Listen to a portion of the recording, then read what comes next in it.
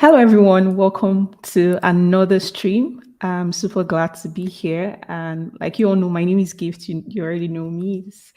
Today, I have a special guest, Jess. Jess is joining me on this channel, but I'll let her do her intro. But just like a bit of background, I know Jess from um, Lagos, where I used to work. We used to work at the same company, Andela, and Jess also has like a YouTube channel, and she lives here in the Netherlands. So there's just those components that I've had like a few.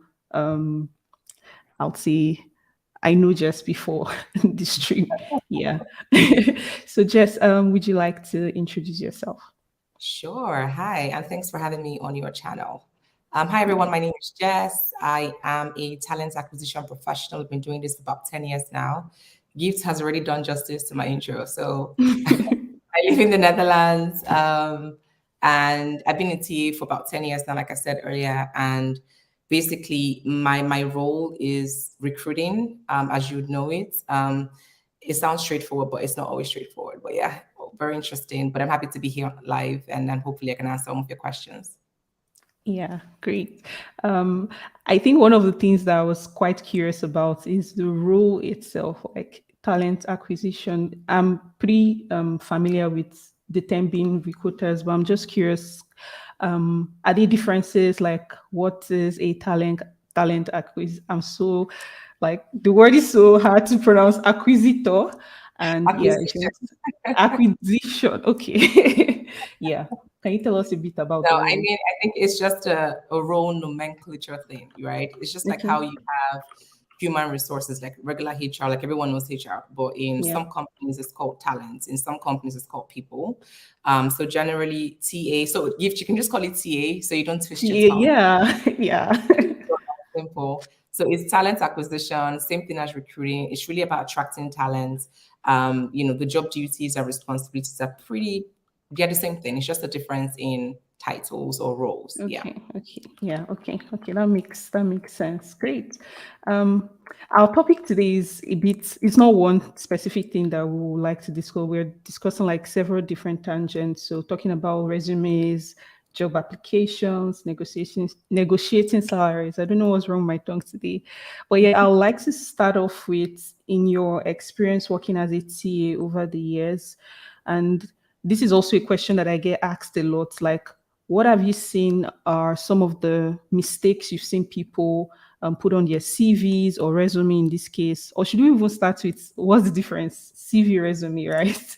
And if you like to speak to that. Yeah, And I mean, one is yeah, short, one is more detailed, one is just very simplified. So I mean, to be honest, many people just use them interchangeably. It's not like, but there's a difference, right? mm, The CV is more detailed. The resume is like they expect to see like a one pager, something that's just short and straight yeah, to the point. CV has a little bit more detail, but to be honest, people use it interchangeably. So I think we still have like a general rule of thumb, whether it's a resume, whether it's a CV, just don't make it too long at the end of the day, yeah, right? So what I usually exactly. tell people is like, don't make it too long, like maybe 2 pages most, or max of 2 pages. And to your question around what are the biggest, what is it, common Mistakes you've things? seen, Yeah. yeah. So I would say let's start with the length, right? Some people could have it really long. It's almost like a full essay of what they Oof. do. Sometimes, not sometimes, most times it's actually not relevant. So I would say sometimes it's too long for some people. So try to keep it short, maybe at most 2 pages. People actually tell you to do a page, but because I know that experience differs and not everyone can actually capture all of their experience in one page. So I usually just say 2 pages at most. So I'll say that's one, length. And then the second thing, detail. Um, Sometimes I've seen people share too much, but not enough. So what that means is you're sharing so many details, but you're also not hitting the nail on the head enough to attract or just keep your recruiter or the hiring manager or the hiring team, like whoever is looking at your resume or your CV, you didn't put enough to keep them engaged or keep them attracted to wanting to speak to you further. Mm, So I think that's the one thing, like, putting too much, but just not putting enough. And what that really means is small examples, like you yeah. want to, like, you know, when you say, like, I'm a talent acquisition professional, I'm telling you it's recruiting. Like, anyone that reads that has an idea of what I do, right? But you then spend your time to put the actual bullet points of the job description when Oh, they already know an idea, have an idea of what you do. So what they want to say is something else that is different. Like, okay, we know the general job description of what a recruiter does, right? But what do you do? Like, what sets you aside from the next person? So I think that's one thing that people tend to misunderstand and just like do a copy and paste on what you find on Google and not yeah, necessarily tailor it to their personal experiences, like their achievements or why they were even hired in the first place. Small examples like, oh, you know, if you say you're a recruiter, what are you recruiting for? You can try to be specific. Like, are you recruiting for creative roles? Are you recruiting for tech roles? Are you recruiting for corporate roles? You know, things like that.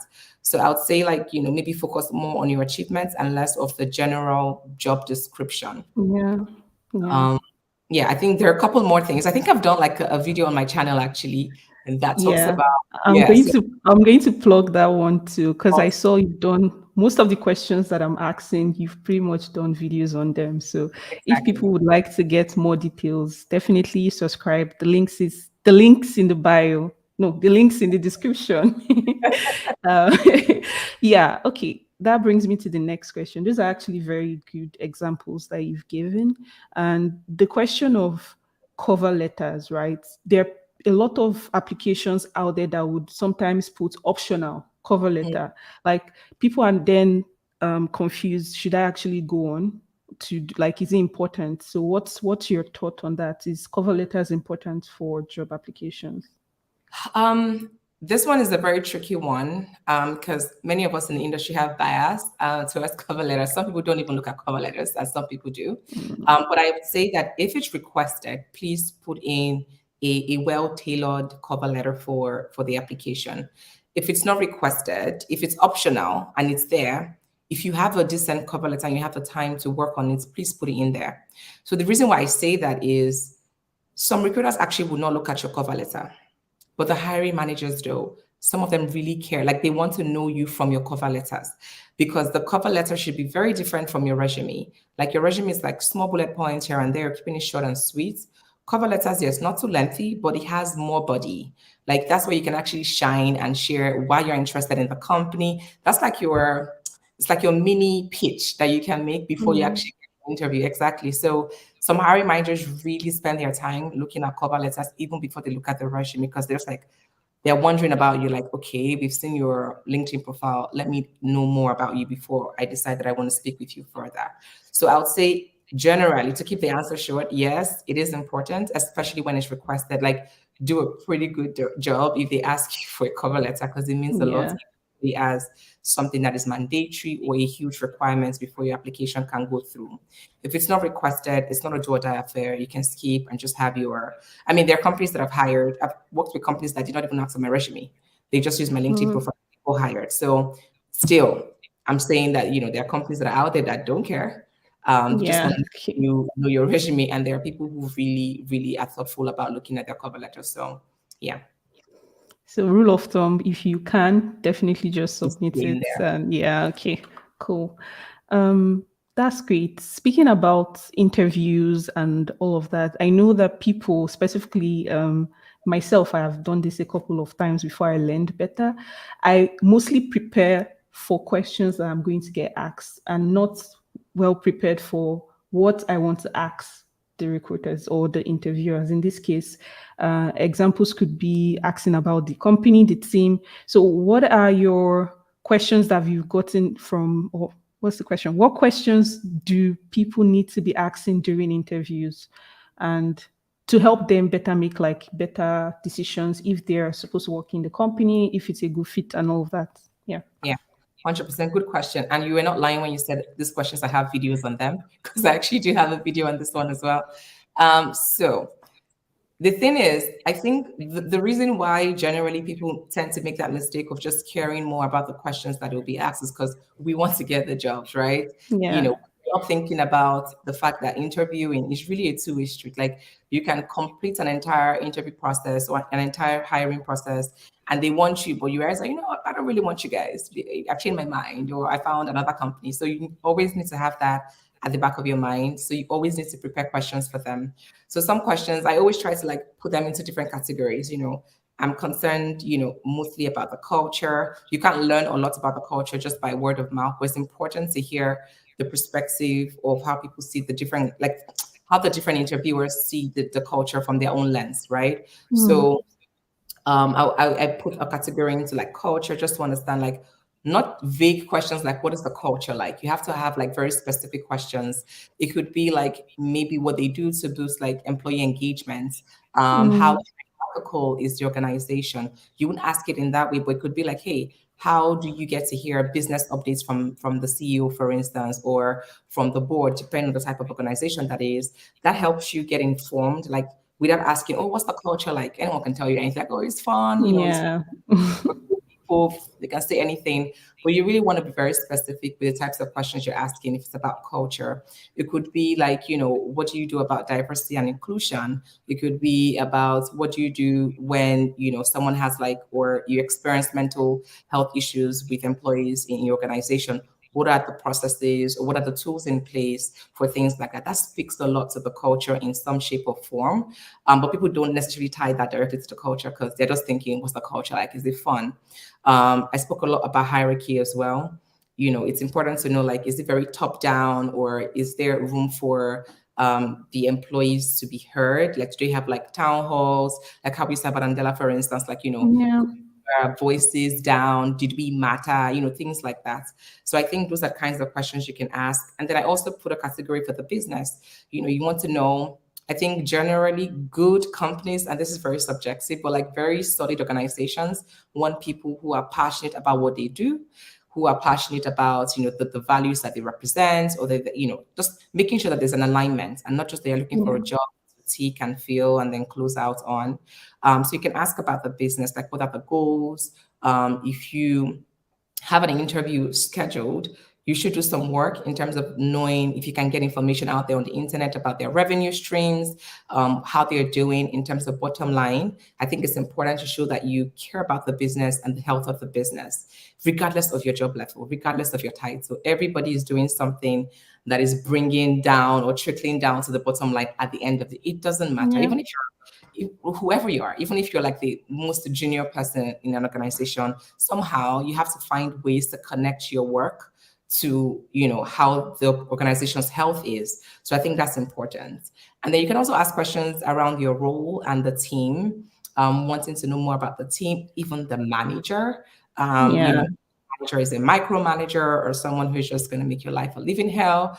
You want to know things like that by indirectly asking certain questions like, oh, what is your leadership style? Give scenario examples or questions like, hey, if someone on your team did this, think about it like you have the right to ask questions like you're interviewing them with the level of seriousness that they put into interviewing you. That's how I see it. As long as there's time for it, please ask thoughtful questions like that. And I always say, like, abstain from asking vague questions. Like, Yeah. I said about what is the culture like? Don't do that. Don't ask those questions because it's so different from people's like different perspective. If you ask me, I'm like, oh, it's nice. What does nice mean? Nice could be for me, and maybe it's not nice for you. So really go deep into what you care about as an individual. And I think also ask questions around the values of the organization. I mean, gone are those days where you just get a job and you don't care about what they stand for, what they represent. Like you really need to know that if these people say that they are big on integrity, how do they show that up? How do they Mm. show up with their teams? How do they show up with their employees? And you also need to know your values as well. If there are certain things you're not willing to compromise on, certain parts of your principles or your lifestyle that you just don't want to mess with, know that from the interview so that you don't go in your first month or third month and you're like, I made a mistake. So ask certain questions like, hey, what are the examples of, I don't know, it could be, how they even lay people off or, what are their rules around misconduct? What's their stance around certain things that you feel very deeply passionate about? Like I mentioned, D&I, for instance, that's diversity and Yeah. inclusion. Yeah. If it's if you find that they're hiring similar people, the same type of background, you want to ask questions around that. Like if you just say they're hiring from the same schools, like people that graduated from XYZ school, that they're just many in that organization. I need to know why. Why aren't you more people? Like, why aren't you looking for like diverse opinions, or they're not hiring people of color, or they're hiring only people of certain, you know what I mean? Like, it's Yeah. important that you do research as well. I think the research also helps shape the type of questions that you're going to ask. So do some research, stalk people on LinkedIn, stalk all their employees, people that are going to be on the team that you most likely would work in, have an idea of what types of representation you have there, and then form your questions based off of that. Again, I have some questions that I put in that video. So if you want to Okay. watch that, and then yeah. No, this is really like, I love how you like went into details and you kept pointing out, don't just say what's the culture like, because that's like most of the time the question that would come to mind for people to ask. But yeah, this is really nice, and thank you. Thank you, because I also took a lot out of that. So it's good. It's good for me too. Yeah. Okay, let's go into the more interesting bits of what you've seen happen. Like when you're interviewing people, when do you know that, oh no, this is a red flag? Like, what have you seen from um um should I no, they're not recruiters, employ, oh my Like gosh, the I can't candidate, yeah, candidate. candidates, right? That's what I'm looking for. What have you seen that are red flags? Yeah. I mean, to my earlier point around values, right? I think that generally there are several factors that you can consider when you want to say yes or you want to say no to a candidate. But I think for me, it's two big things or two big buckets. The values, that's the attributes. Like everyone has character. Do you get what I mean? Like whether you don't have experience or you have experience, the one thing that no one can take from you is the fact that you possess some attributes or some traits. So that's in one bucket. You can't see everything in an interview, but you can pull, because we're recruiters, which is what we do every day. So we can pull one or two things just based off, questions that we ask, and try to be as objective as possible, remove bias from that. So I think that bucket is like, will this person be a good representation of our values? We're not talking about culture fit here because we're moving away from like being culture fit. You know what I mean? It's more like cultural alignment. Like, do you feel like you can thrive in this environment? Do you think that, I don't want to say like tick the boxes, but if we say that we're really big on integrity and you're telling me that you did some corner things to get something done, for me, it's like, hey, we don't do that here. That's a red flag for me, especially when you're saying it in a way where it's like, oh, I did this to save the company. I'm like, no, would you rather you like mess it up, nicely with a good heart than try to like save the day by doing something bad, if that makes sense. Yeah. And then of Yeah. course there's the experience bit. If you're hiring for a role that requires certain level or degree of experience, whether you don't have it 100%, because I always say like there is no perfect candidate. Like no matter how good we are in our jobs, like there's someone who's better than us somewhere. So you don't have to be perfect. It's just more so, do you have what we need? And even in our conversations with hiring managers, like we're like, hey, what are the deal breakers? What are the things that if they don't have, let's just say goodbye? Or what are the things that we can compromise on that maybe we have time to, I don't know, train them or just handhold them a bit? Like we check for flexibility there as well. So I'll say from me is the two buckets of your values, who you are as an individual, just how you show up in general, and of course your experience, your skill sets. And I think the third thing I'll add is also your interest, because you can tick the boxes like you may be truly experienced for a role. You may tick the boxes in terms of what we're looking for from an individual standpoint. But what if you're not interested in the role? So I think interest is huge as well for me as my third bucket. What I would say, like, we want you, but do you want us? Is this what you want to do now? Should we wait for you for the next 2 years until you're ready for this type of move? I've interviewed people that are like really, really good, but I could just tell that this is not where their heart is. It wasn't about the organization I was working with. It was just more so they want to do something else. It wasn't that job, but they applied anyways because we tend to do that, right? You just apply to jobs because you want Just to see. apply. Yeah. I want to test the water sometimes. Want to see if they will even call you back for an interview, or you want to learn more about the role. And then the deeper you got into the process, you realize that this is not what I'm looking for. And then sometimes candidates are not very vocal to speak about that.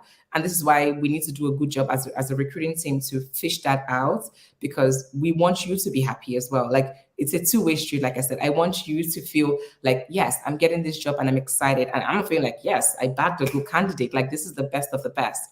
So it has to be two-way. I don't want to hire anyone who I feel excited about, but they're not excited about joining the company or being in that role. Like, I'd rather keep you warm and say, you know what, let's re-engage in 6 months. Let's see if there's something exciting for you in the future, and let's talk again, versus hiring you, like forcing you to love something that you don't already feel in love with. So yeah, I think those are my three buckets that I was saying. Okay. Okay, that's very I would say that's very good. I like that you gave examples to some of these things that you were pointing out, integrity and all of that. That's really helpful. I hope people would learn from that. We have two questions I like to ask in between from the chat. The first one is, I'll put it on the screen, is Damilola is asking, okay, you want to read it?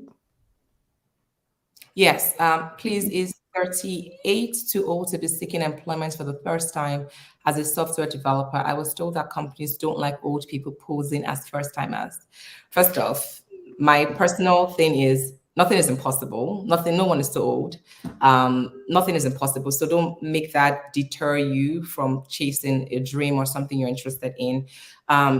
Yes, I have heard that there are certain companies who want to just hire people from a certain age. But if you find a company like that that is discriminating against you age-wise, then you don't want to work with that company, is what I'll say. What when I think about companies I want to work with, it's like, don't care about my age. I don't even tell people to put their age on their resume because it creates some form of bias. Like, take it out of your resume. Don't put it there. If anyone is asking you about your age during an interview, to me, that's a red flag. Red flag, yeah.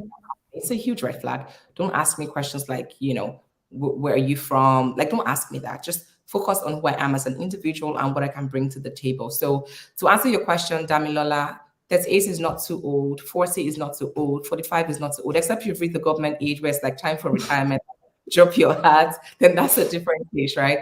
As long as you're still within employment age, nothing is impossible. You are not too old. You just need to find the company that does not discriminate, because if anybody's, because there are people who change direction and paths in their life, right? Someone could have Yeah. been, I don't know, something like, I mean, I think we used to have like people who used to come into the fellowship program in Andela who were like doctors or something, like medical doctors, and they become developers. They've been doing that for like maybe 5, 10 years before they switch. Yeah. So they could say that age is not on their side as well, but they did it anyways. So I'd say, like, keep your head up. It's not impossible. You need to find companies that don't discriminate, and you shouldn't have a problem, becoming a software developer is what I was saying. Yeah, that's nice. I'll add to that because I know people that are even 50 and they work in tech, and they Yeah. got in, not like they don't have 50 years more. They have like 4 or 5 years of experience, meaning they got in like when they were 45, Mhm. right? So I think what you mentioned about not putting age in the resume is key here, because the other person asks, some of our resumes never even get opened. And maybe that's because you have your age in this. So don't put that. So maybe that would help. I Yeah. think to even Okay. talk about the person who mentioned that, I wouldn't even say that it's just like what you put in there or anything. I mean, don't put in anything that can cause bias. We're human beings, and bias is like a way of life. So we all have to be intentional about like removing bias when you're talking to someone. It's just beyond even hiring. Like, if you meet someone who maybe normally from your, like, how you grew up and your family, you don't necessarily interact with such a person on a regular day, you need to intentionally remove that bias. So same thing with resumes. Don't put those things that can cause bias for you, and you don't know that your resumes don't get opened. So I think it's a huge assumption on your part to say you're sure it doesn't get opened because you're not getting called back. I would rather you think about it from the angle of, what can I do better, versus it's not getting Mm. open. Because if you have that mindset of it's not getting open, it means you're not gonna apply for jobs because you just believe they won't shortlist you. So it's more like, what about my resume is just not making them shortlist me? So it could be that you have keywords that resonate more with the industry you're applying to, or with the jobs that you're applying to, versus like having generic things. Because don't forget that many of these organizations use ATS. ATS is applicant tracking software, and if you have that, you want to make your life easier when it comes to shortlisting, and maybe you're shortlisting based on certain keywords or criteria, and your resume just doesn't have any of that. So if your resume doesn't have those attractive keywords that they're looking for that will make them know that, hey, you know what I talked about, like having deal breakers when you're trying to Yeah. hire. So the things like, hey, if they don't have this thing, and then don't bring that my way, a type of thing, right? So you need to make sure that you are just following the trends of your industry, following the trends of your career and your job path, and then making sure that you're, because for me, resume is not something that is one off. You're constantly changing, like editing, hearing new things, reading new job descriptions, like, oh, this is what I do, but look at how they framed that. Maybe I Mm-hmm. should put this into my resume. So you're not telling lies. You are just literally saying, hey, there are now new synonyms in 2022 that I need to get up to date with. And then you put that into your resume. So that's what I'll say to the person who said that their resumes don't get opened. You I'm don't not know that. good. So Yeah. just focus on what you can do better instead.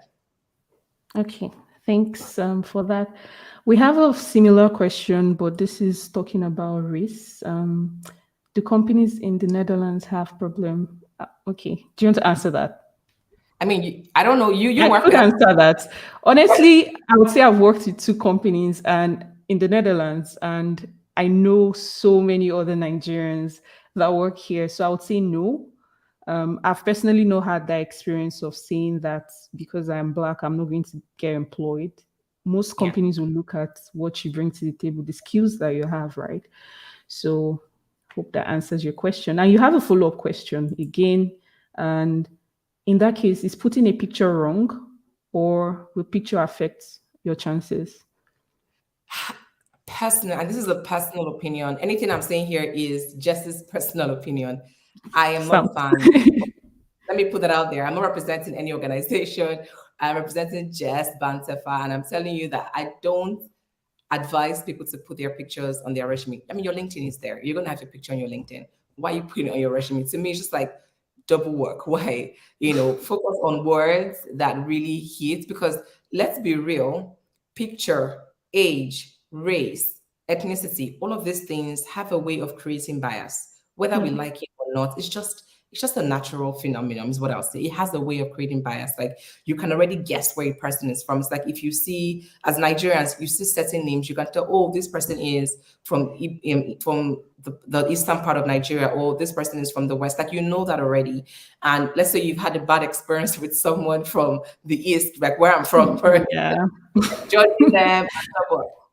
I mean, maybe not that extreme, but it's just a light example of how bias can be introduced even without you knowing it. So even like in very forward-thinking organizations, they do like continuous bias trainings, like how to intentionally remove bias, in the Yeah. way that you work beyond hiring, like even as a manager, like how do you make sure you're thinking about your team equally and not thinking about them from the lens of where they are from. Think about them from the lens of where they are from in terms of understanding their cultural differences and how that could be helpful in terms of your team dynamics, but not from a place where you're judging people.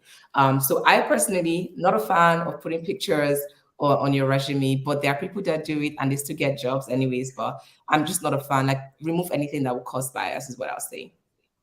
I don't Yeah. know. Have you ever put I, your okay, I will say my own thought about that. So at one point in my life, I used to put my picture, right?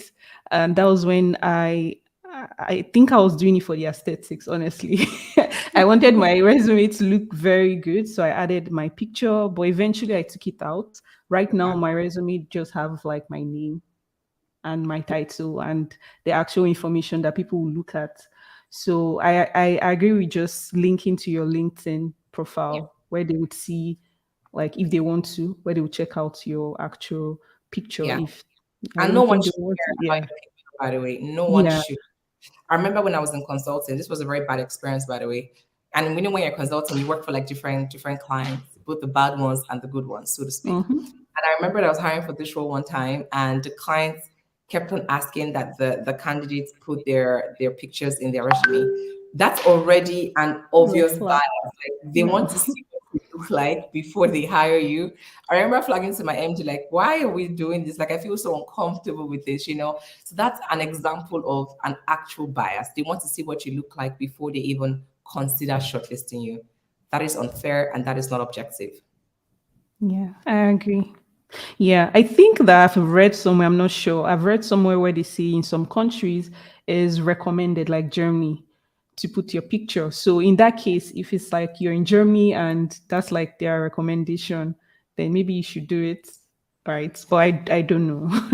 Yeah, I Yeah. mean, I think every country has like their own formats for like Yeah. CVs and resumes and whatnot.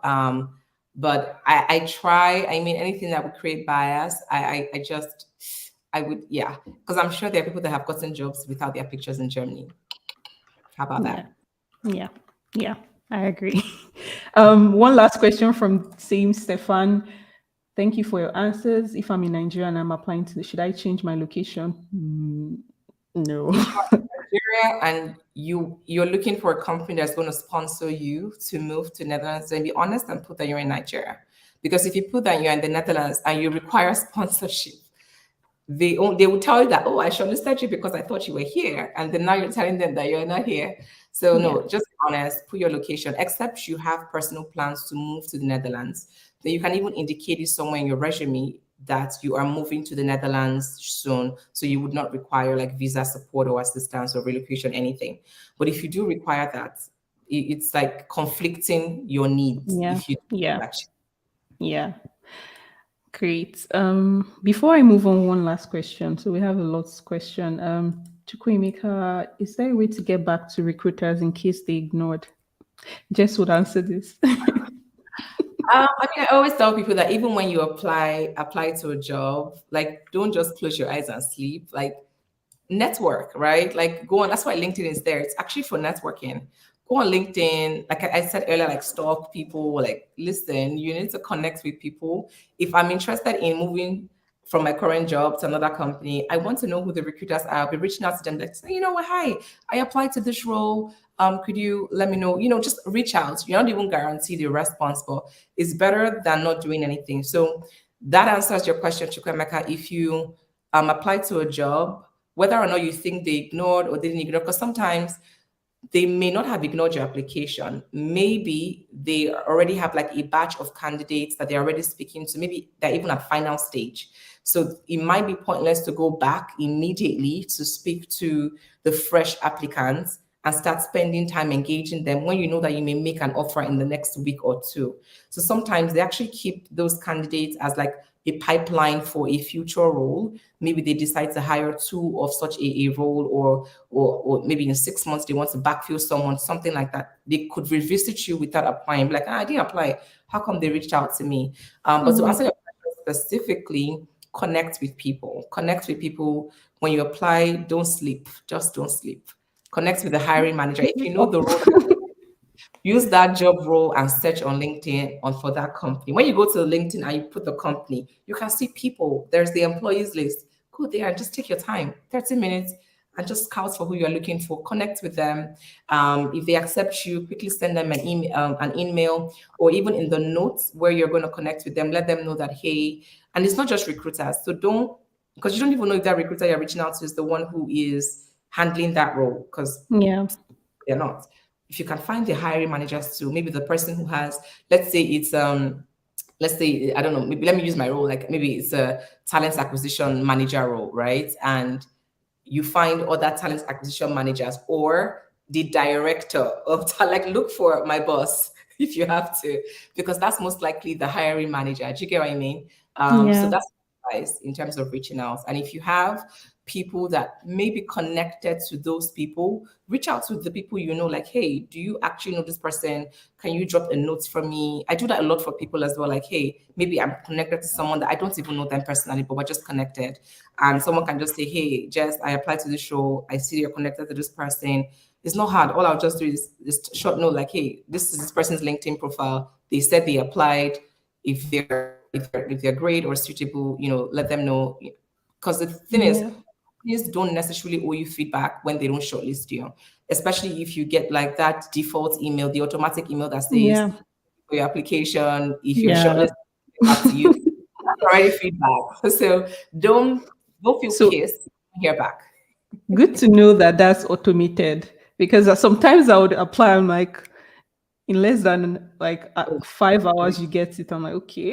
You Okay. see, I mean, who has time to send to 1 million? I mean, imagine if you're getting Right. like That's why you have technology, right? So it will be automated, and then there are some times where it's not automated. Maybe they found your profile particularly interesting, but not for that role. Like the Okay. recruiter will go and send like a proper email to you, like, "Hey, we found your profile interesting, but we have something else we think you may be suitable for." Then that's not automated. That's an actual engagement, and then you can be put in for another process entirely. So yeah, that's the way that I'd say you can reach out to people.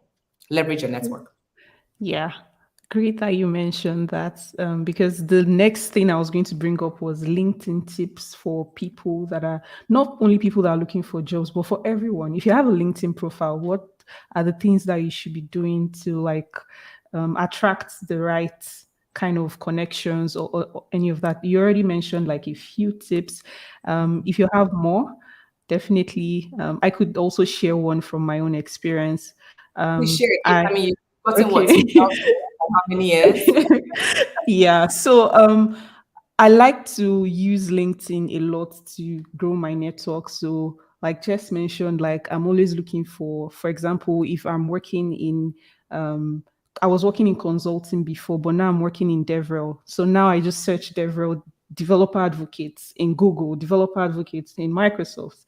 Then I Mhm. connect with them. I don't know them, and ends up that they accept my connections, right? So even though I don't know those people, they're now in my network. Like in the future, if I need to like, look for a job or whatever, I have those people to reach out to.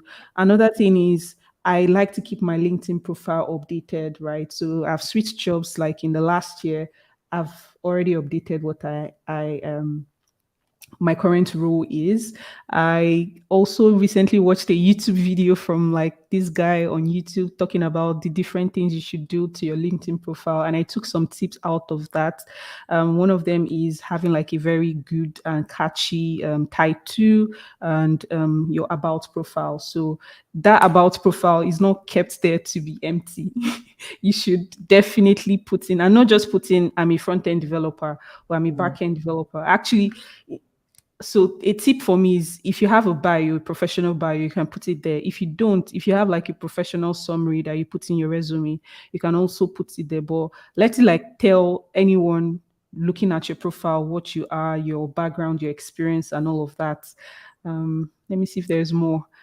Regarding the recruiters reaching out to people, so one thing I've done a lot is when people reach out to me, because the honest truth is when you jackpot, the amount of recruiters that will start reaching out to you is actually a lot and Yeah. sometimes overwhelming. So what I do is if I find an interesting role and I know someone within my network, I would refer them to the recruiter, and I've done this a lot for different people.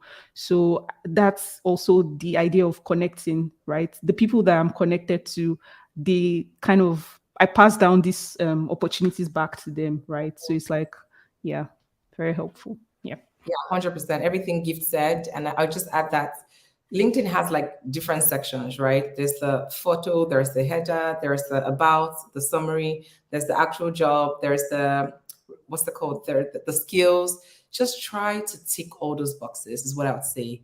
Have an actual photo there. If you have a header, put it in there as well.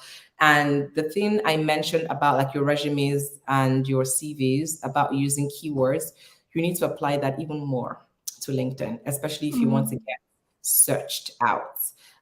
Because when recruiters, I use my role as an example, if we're searching for a particular type of job, we're not just putting the one that everybody knows, like the common title, we're putting other keywords as well. So we can, because every company has a different title or job title nomenclature. So it Yeah. could differ. So I can't, just like recruiting, like Gift was saying, like, what's the difference between TA and recruiting? Imagine if I just put recruiter. That's not enough. Some people are called TA, some people are called something else. So you need to use all these different keywords to make your profile more attractive and increase your, it's like optimizing your LinkedIn profile. So also increase your visibility. You hear some people tell you that people just always find their LinkedIn profiles. Like your goal should be that your LinkedIn profile is on that first page when they search for the work that you do. Do you get what I mean? Like that should be your goal. It may not always be the answer. Like Mm. you on a third page, but let that be your goal, that you're working so hard on your LinkedIn profile that if they search for this, your name should come out, at least in the country that you work, it should come out. So tick all those boxes. It's like the small things really matter. Your location matters because when recruiters are using like LinkedIn Recruiter to search for candidate, they put the location, they put the skill sets.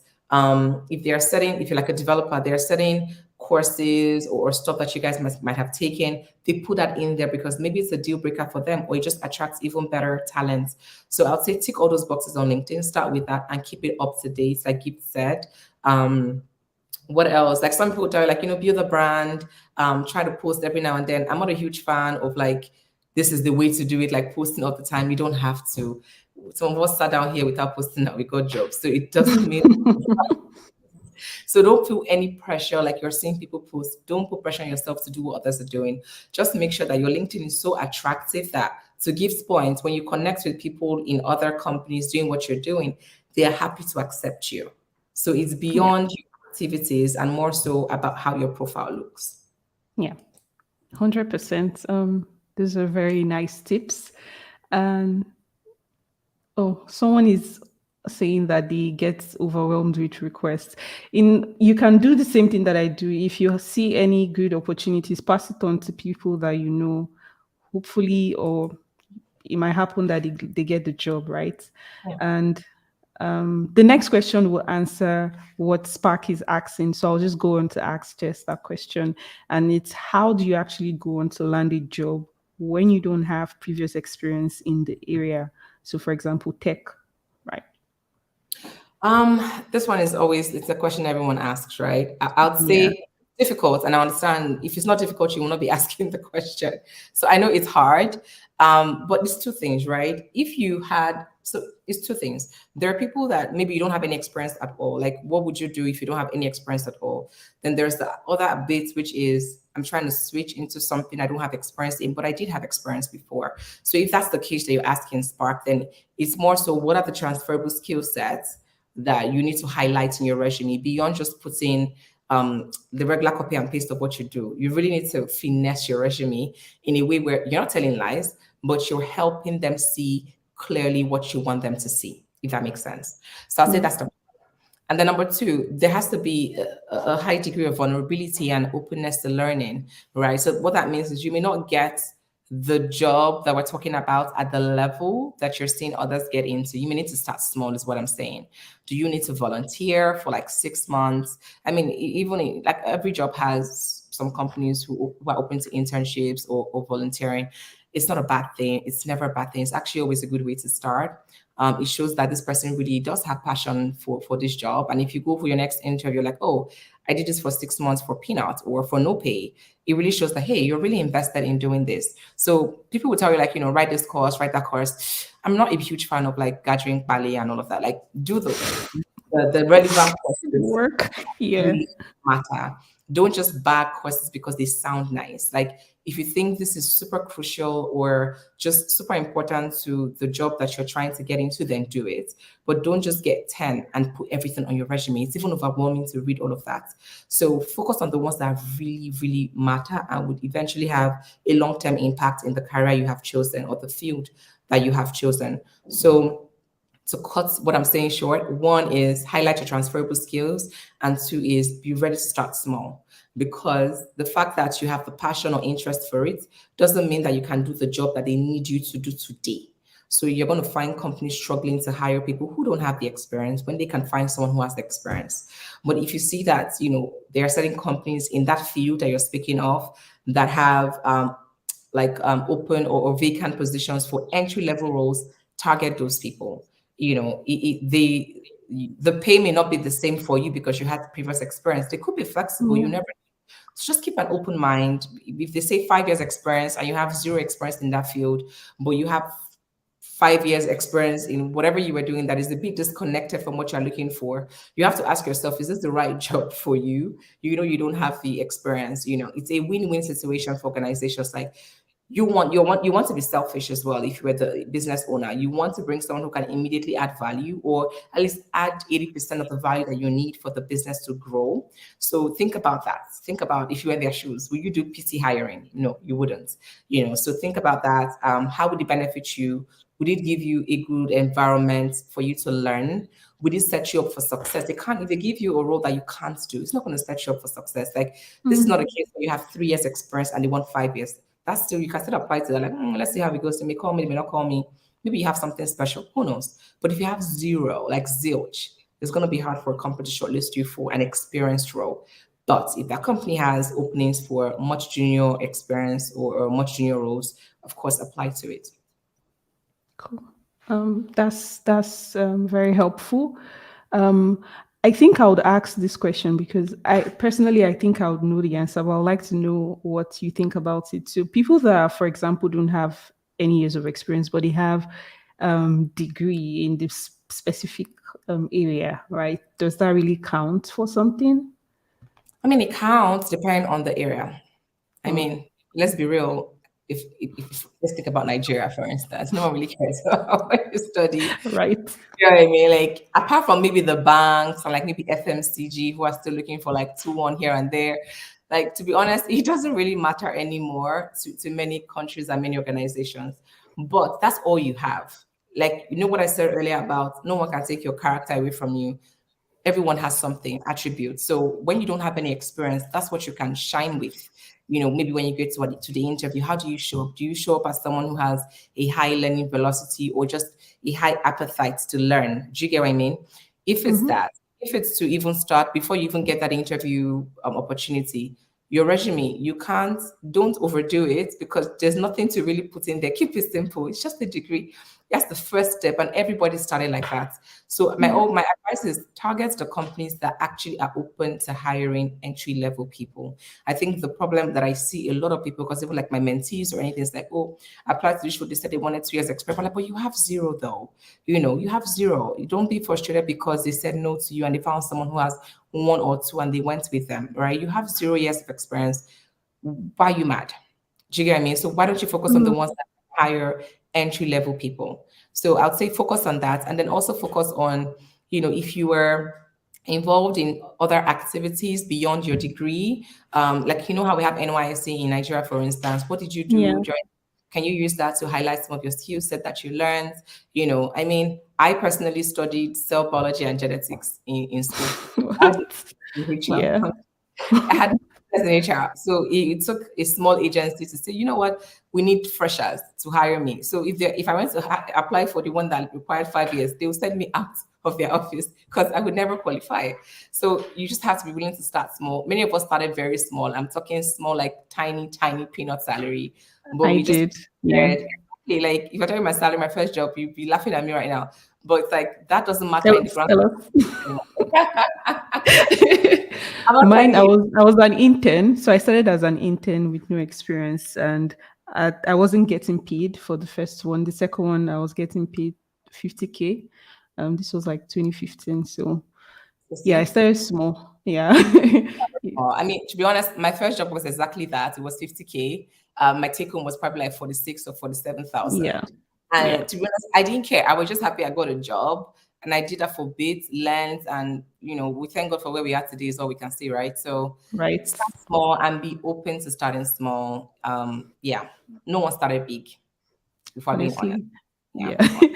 Yeah, that's very, very helpful. Thank you.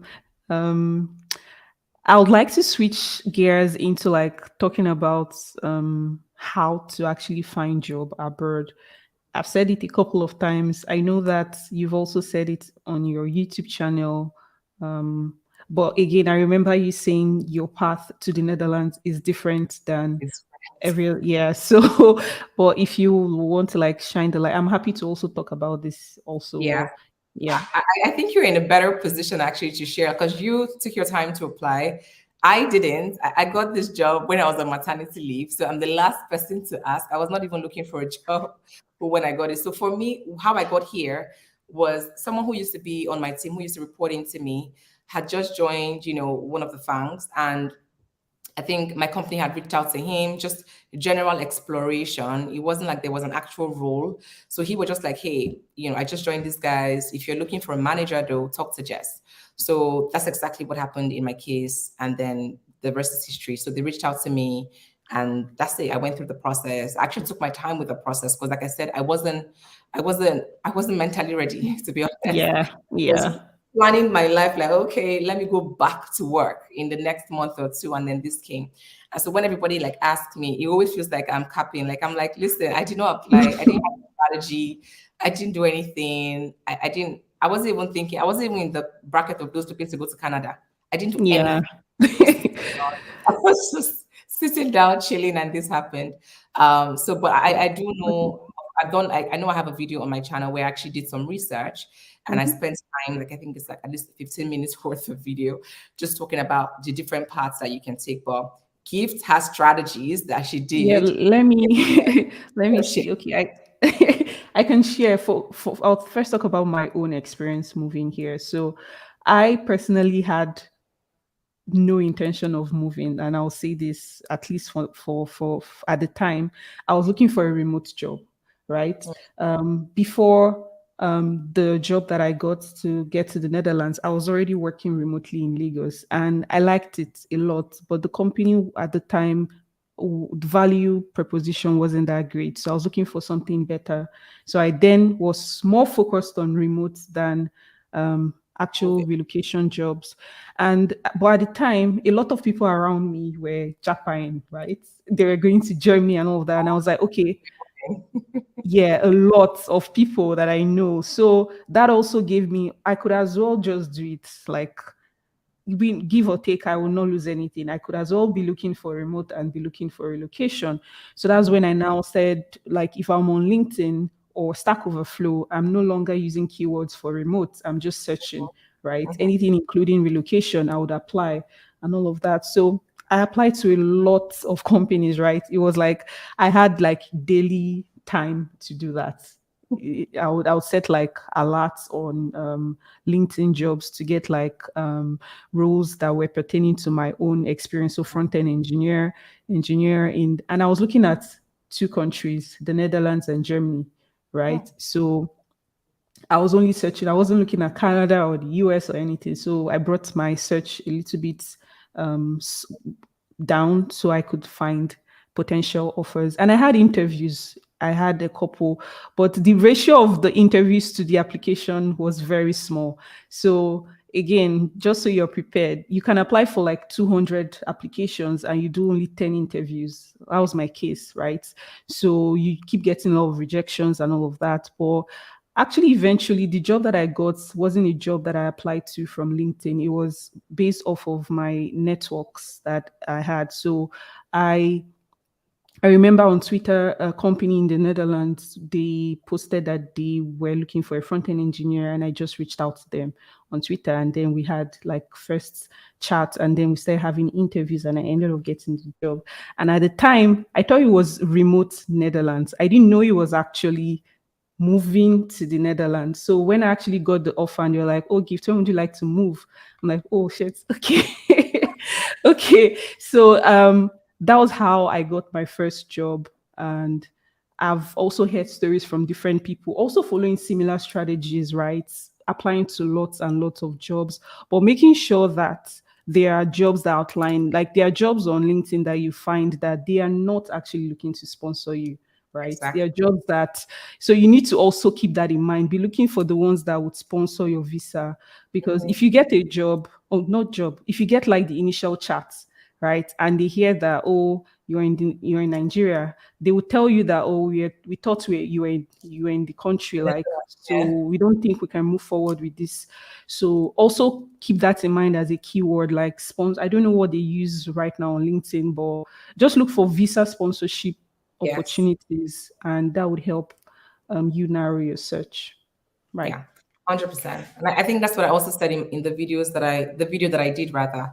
You need to be able to filter out the companies that are looking to sponsor because not everyone, like there are certain big companies that still wouldn't even sponsor you because they just want the locals. Yeah. Especially if you think about certain companies or certain countries where you really need to be specialized before you can come into a country to take on a role. So if you can find that person locally, their question is like, why should I bring you from somewhere else? So you need to filter out that. And I think beyond LinkedIn, there are other strategies as well that you can use to find a job. I've talked to a lot of people. Facebook is even one of them. Joining Mm. certain hiring groups, certain countries, you are going to find more than you imagine. on Facebook. So I think beyond LinkedIn, beyond Indeed and all these job sites, there's several other non-traditional ways of finding jobs abroad. Cool. I liked because I watched that video. I liked the Facebook groups. I don't think I've heard that one. I actually Yeah. don't use Facebook, but recently I've just been hearing so many helpful So groups you need on to be having Facebook. a lot of- So I'm back on Facebook. Yeah. Final question for today before we call it a day is about salary negotiations, because I think that at this point, a lot of people don't know how to navigate that conversation, right? So, in your experience, I think it would be different for you because you're trying to save the company money in a way. So, you're not offering, I don't know, but Well, I can also be a candidate. So okay, yeah. If you're speak on this as if you're a candidate. So, what are exactly. like helpful tips when people are negotiating salaries? Yes. And I have a video on that as well. So you can also find that video. But I'll tell you, Yeah. I think typically a lot of people, understand everyone, of course, but a lot of people tend to negotiate from their hearts, like, oh, this is what I want to earn, or I have all these bills, I have to send my kids to school. You have to not negotiate from your heart. You have to negotiate with data. So what that means is you need to arm yourself with industry data before you even attempt to negotiate. You need to know that what you're saying is facts, it has data backing, and it's not just based on your heart's desire, if that makes sense. So you need to use, like, I mean, there are several salary information websites, even so there's PayScale, there is Glassdoor, there is even Indeed. So what I always tell people is if you can't find the salary for the job that you're looking for on the actual salary information website, use job boards that advertise with pay. Mm. That gives you, you can build a range. Like if you just go and check Indeed, for instance, and put what you're looking for, maybe the job that you want to get, and just pick out 5 solid companies that have put pay. You have built a range for yourself as to what the market is paying. So use that to arm yourself. So when an offer comes, you know if it's realistic, if you're being lowballed, or if it's just right. Is it the right market? Is it top of market? Like what is it? That you know what you're going back with. That's number one. So arm yourself with data. The second thing is don't narrow yourself too much into one component of a salary. So lots of people just care about the base. Different companies, different compensation structures. So you want to understand the compensation structure before you even attempt negotiating. Like understand what benefits come with the package, understand what the perks, understand what the perks are, understand what the monetary benefits are and the non-monetary benefits. Because sometimes you may ask for this amount of salary, but the benefit they are giving you maybe with this salary, but the perks, man, is like this fat. More. So Yeah. you Yeah. want to make sure you're not going to use your money to fund the perks. Like, do you get what I mean? Like, understand the composition of that salary. Like, when they say this is your total salary, what does it really mean? Let them break it apart. If it's performance bonus, annual bonus, that bonus, car allowance, understand exactly what it means before you then, like, sit with the number, like, sit with the actual package for a bit before you say no. Even if you tell them that you want to earn 100 grand and they offer you 70 or 60, before you say no, just let them give you everything. Sit with it, make sense of it, see if it fits your idea of what you've gotten based on your research and whatnot, and then go back. So that's the thing. I think people tend to focus a lot on one part of a salary, like, just the bonus. The stock Yeah. option program could be fantastic. Maybe that's the case where if you're taking a lower base salary, you know that you don't have to invest for the next 4 years. You don't have to bring your personal money to invest. If you're going to, like, it's like, what are the trade-offs that you're going to make based off the salary composition? So those are my two biggest tips, but I know that I did share maybe at least 5 or 6 tips in that video. But for the purpose of time, I think those are the two big things. Don't lead with your heart and oh, I heard my friend is earning this, so I have to ask for Mm. this. Your friend is not doing Mm. what you're doing. The Yeah. industry may be, company may be different. Like company has level. Do you get what I mean? Even in Mhm. tech, even in tech. So not all tech bros are balling. Do you get what I mean? There are companies that, I mean, this will Oh tell my you. God, you're shady people here. So don't let the pressure get to you. Because I always laugh when I see this. Yeah. I'm like, I'm speaking to Mm. these guys. It's not that deep. Mm. Come on. Mm. So there are people that Mm. are earning way more, and you may put that as your benchmark. But if you are talking to a small organization who just got funding, their first fund, you have to chill and like, you know, Yeah. at that time, you're not even going to be a specialist. You'll probably be an utility player. Like they need you for multiple things. So it's more of a growth opportunity to now land yourself in that bigger enterprise that you're looking for. So sometimes the journey to making the cheese is not always straightforward. Sometimes you Yeah. need to start here and then you graduate. So Yeah. that's what I would say are my tips. 100%, Jess. Oh, those were very, very, very helpful, handy, tips on salary negotiations. Like Jess has said, I've said the same. She has so many videos. I linked her YouTube channel in the description, but I'll do one extra and link the actual videos as well, so you don't have to go look for them. Thank you so much, Jess. I'm so happy that you finally made it on the channel, I did and it. yeah, generally I'll say I learned a lot. I'm sure people currently watching also did, and for people that will watch in the future, I'm sure they will also learn a lot on the tips you've shared so far. So thank you so much for joining. Thank you And for yeah, having me. um again, you all should not forget, subscribe to Jess's channel. Like, I'm Please plugging you. subscribe. I'm plugging you all to go check her out. She's amazing. Thank you so much for joining. And yeah, with this, I'll wrap it up. See you all next week. Bye.